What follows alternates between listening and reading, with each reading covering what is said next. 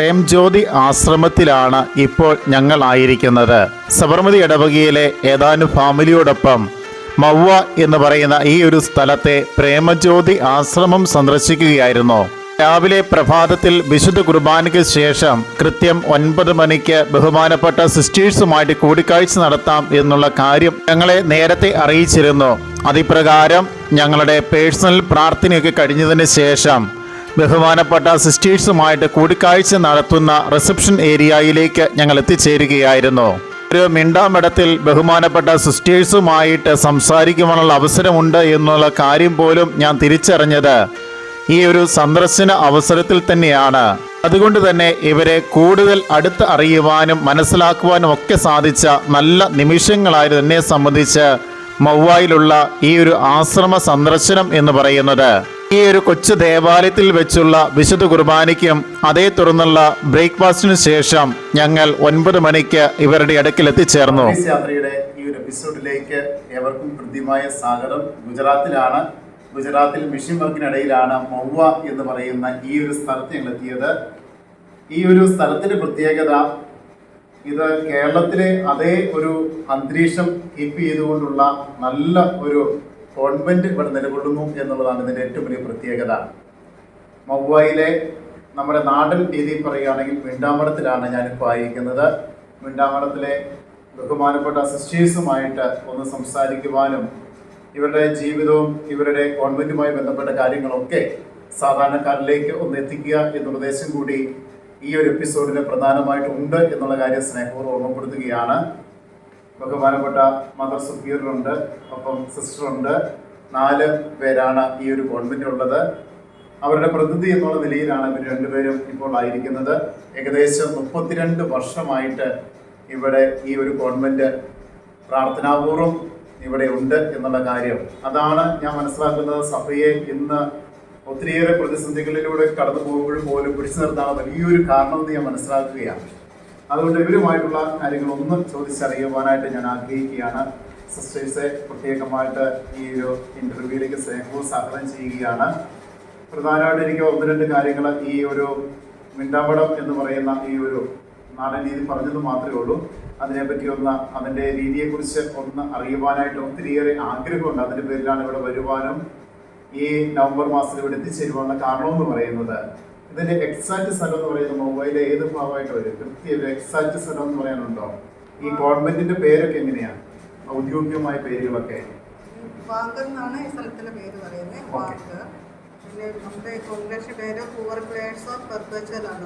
ഷോർട്ടായിട്ട് പറഞ്ഞാല് ഓക്കെ. ഇതിന്റെ കേന്ദ്രം എന്ന് പറയുന്നത് എവിടെയാണ്? അതിന്റെ സെൻട്രൽ സ്ഥലം എന്ന് പറയുന്നത്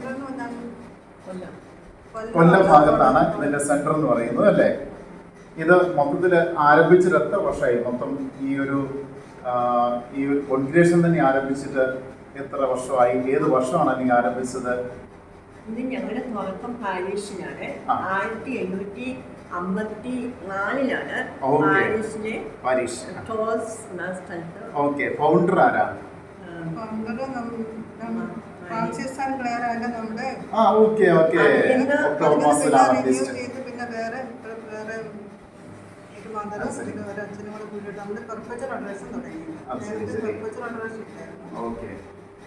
നാല് വ്രതങ്ങളാണ് നിങ്ങൾ സ്വീകരിക്കുന്നത് എന്നുള്ള കാര്യം. സന്യാസത്തെ പോലെ തന്നെ ഞങ്ങൾ വൈദികര സന്യാസികൾ ഒക്കെ 4 വ്രതങ്ങൾ സ്വീകരിക്കുന്നുണ്ട്. അതുപോലെ നിങ്ങൾ 4 വ്രതങ്ങളാണ് സ്വീകരിക്കുന്നത് എന്നുള്ള കാര്യങ്ങളൊക്കെ ഞാൻ മനസ്സിലാക്കുന്നു. അപ്പം ഇവിടുത്തെ ഒരു ടൈം ടേബിൾ പങ്കുവയ്ക്കാൻ ബുദ്ധിമുട്ടുണ്ടോ? കാരണം ഞാനൊക്കെ മനസ്സിലാക്കിയത്തോളം 7 യാമങ്ങളാണ് നമുക്കുള്ളത്.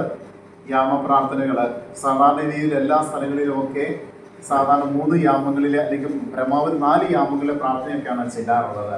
പക്ഷെ നിങ്ങൾ 7 യാമങ്ങളിലും പ്രാർത്ഥനയും, അതുമാത്രമല്ല 24 hours ഉണ്ടെങ്കിൽ ഉറങ്ങാൻ വളരെ ചുരുക്കം സമയം മാത്രം മാറ്റിവെക്കുകയും ബാക്കിയുള്ള സമയം മുഴുവനും പ്രാർത്ഥനയ്ക്കായിട്ട് ചെലവഴിക്കുകയും ചെയ്യുന്നു എന്നുള്ളതാണ് ഈ ഒരു കോൺഗ്രിഗേഷന്റെ വലിയൊരു പ്രത്യേകതയായിട്ട് ഞാൻ മനസ്സിലാക്കിയിരിക്കുന്നത്.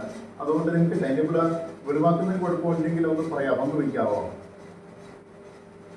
ഞങ്ങള് ഇപ്പോൾ 3 മണിക്ക് സാധാരണ ഒരു സിസ്റ്റർ എഴുന്നേറ്റ് ആരാധന തുടങ്ങാറുണ്ട്. ശരിക്കും പറഞ്ഞാൽ ടൈം ടേബിൾ ഞങ്ങൾ എല്ലാ കമ്മ്യൂണിറ്റി മുഴുവൻ എഴുന്നേക്കുന്നത് 4:20-നാണ്. 4:20 എഴുന്നേക്കുന്നു. 4:45 ഞങ്ങളുടെ നിക്കിനി ഓൾ സീൻസ് മീറ്റിന് വാങ്ങി അതിനോടുകൂടി മെഡിറ്റേഷനും ആരംഭിക്കുന്നു. മെഡിറ്റേഷൻ കഴിഞ്ഞ് അത് 5:45 ഞങ്ങൾ ഡിവൈൻ ഓഫീസ് ചെല്ലാൻ പോകുന്നു. അത് 6 കടകുമാര കുർബാനയും കഴിഞ്ഞ് ഏകദേശം 7:30 ആകുമ്പോഴത്തേക്കും തീരുന്നു.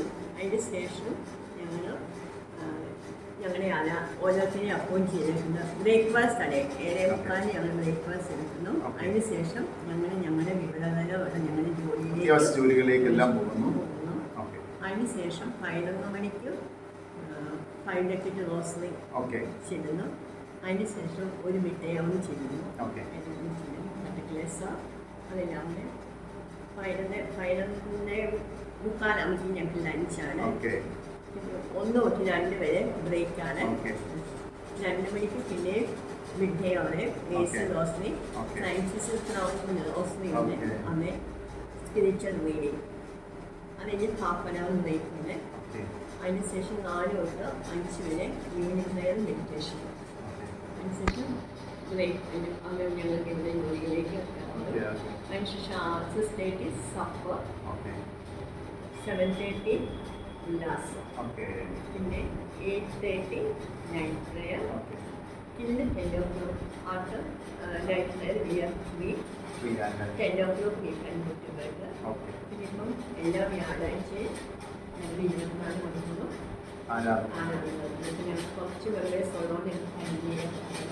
തീർച്ചയായിട്ടും ഒത്തിരിയൊരു സന്തോഷമാണ്. രാവിലെ വെളുപ്പിന് 3 മണിക്ക് ആരംഭിച്ച് വൈകുന്നേരം 10 മണി വരെ പ്രാർത്ഥനയിൽ ചെലവഴിക്കുന്ന ഒരു ജീവിത ശൈലി.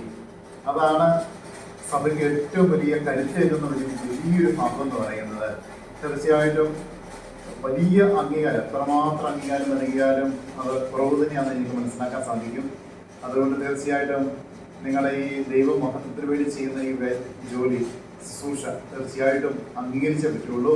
മറ്റുള്ളവരേക്ക് ഒന്നും കൂടെ ഒന്ന് എത്തിക്കുക എന്ന ഉദ്ദേശം കൂടെ ഇതിൻ്റെ പിന്നിലുണ്ട്. വളരെ കുറച്ച് പേരാണ് ഇത് കാണുകയുള്ളൂ. പക്ഷേ എങ്കിൽ പോലും അവരിലേക്കെങ്കിലും കുറച്ചെങ്കിലും ഒന്ന് എത്തിക്കുവാനും, പിന്നെ ദൈവവിളി ഒത്തിരിയേറെ കുറഞ്ഞു വരുന്ന ഒരു കാലഘട്ടം.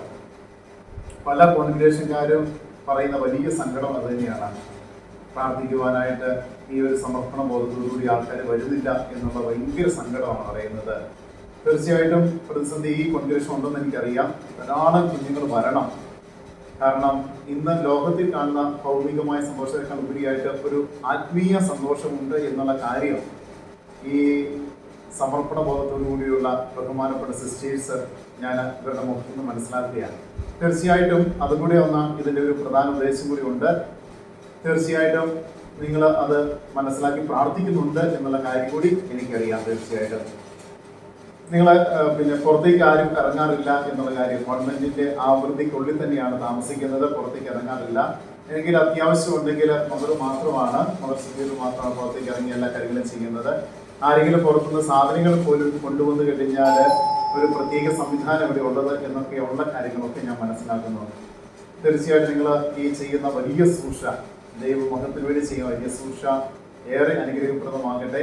അല്പകാര്യങ്ങളാണെങ്കിൽ അല്പകാര്യങ്ങൾ ലോകത്തിലേക്ക് എത്തിക്കാൻ സാധിച്ച വലിയ സന്തോഷത്തിലാണ് ഈ ചാനലുമായിരിക്കുന്നത്. തീർച്ചയായിട്ടും ഞാൻ നന്ദിയോട് ഓർമ്മിക്കുകയാണ്. മുംബൈ വരുവാൻ സാധിച്ച ഈ അനുഗ്രഹീതമായ നിമിഷം എന്നെ സംബന്ധിച്ചോളം വലിയ ആത്മീയ സന്തോഷം ഞാൻ അനുഭവിക്കുന്നത്. അതുകൂടി ചേർത്ത് വെച്ചുകൊണ്ട് ഞാൻ അവസാനിപ്പിക്കുന്നു. സ്നേഹപൂർവ്വം ഈശോ മിശിഹായ്ക്ക് സ്തുതിയായിരിക്കും.